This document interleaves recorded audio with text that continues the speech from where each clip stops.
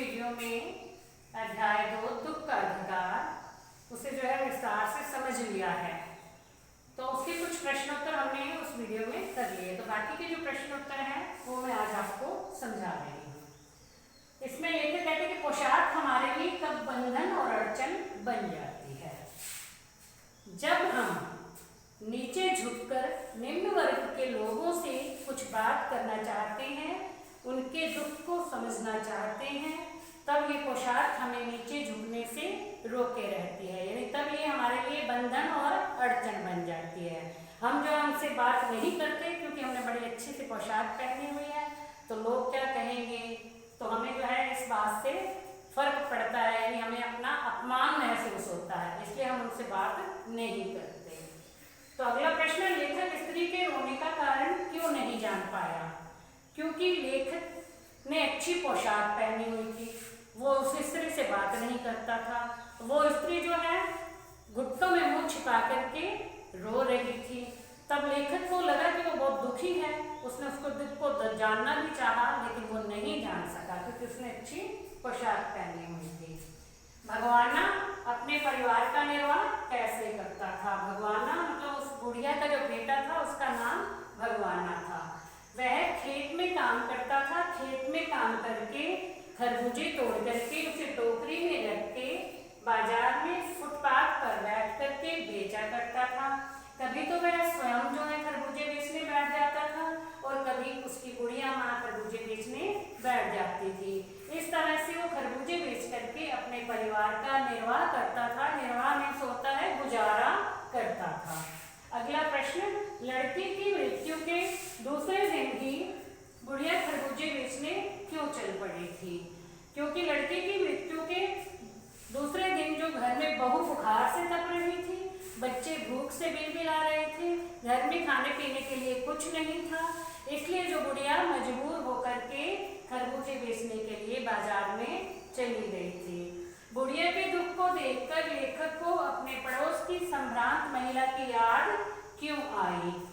बुढ़िया के दुख को देखकर लेखक को अपने पड़ोस की संभ्रांत महिला की याद इसलिए आई क्योंकि बुढ़िया के भी बेटे की मृत्यु हुई थी और उस सम्राट महिला के बेटे की भी मृत्यु हुई थी।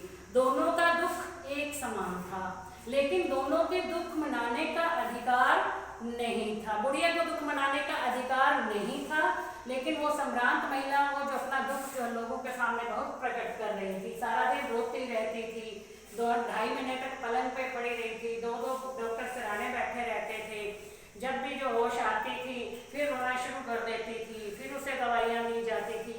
लेकिन बुढ़िया के पास क्योंकि घर में खाने पीने के लिए कुछ नहीं था, बच्चे भूख से बिलबिला रहे थे, तो इसलिए क्या हुआ कि वो जो है दूसरे दिन खरबूजे बेचने चली गई। इस प्रकार से दुख मनाने का जो अधिकार दोनों को एक जैसा नहीं था, इसीलिए उस बुढ़िया के दुख को देखकर लेखक को उस सम्रांत महिला की याद आ गई थी। अगला प्रश्न है, पास पड़ोस की दुकानों से पूछने पर लेखक को क्या पता चला? पास पड़ोस की दुकानों से पूछने पर लेखक को पता चला कि इस बुढ़िया का एक जवान बेटा था जो कि खेती करके खरबूजे तोड़ करके बाजार में आकर बेचता था, लेकिन अब उसकी जो है मृत्यु हो गई है और उसकी मृत्यु सांप के डसने से हुई है। तो ये जो है लेखक को पास पड़ोस की दुकानों से पूछने पर पता चला था, अभी इसीलिए ये जो बुढ़िया है वो दुखी है।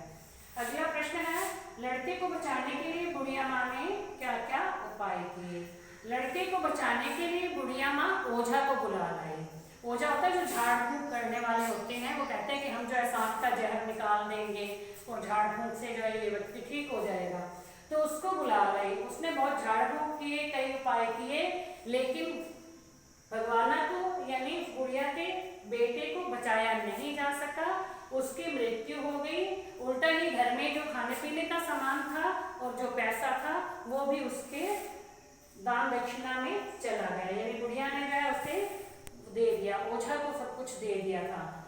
तो इस प्रकार से ये सारे प्रश्न जो है आपको समझ में आ गए होंगे। इसके कुछ प्रश्न और भी हैं, लेकिन वो इन्हीं प्रश्नों के उत्तर जो है उनसे मिलते जुलते हैं, तो वो आप अपने आप से याद कर सकते हो। तो अब आप जो है सारे प्रश्नोत्तर याद कर लेना।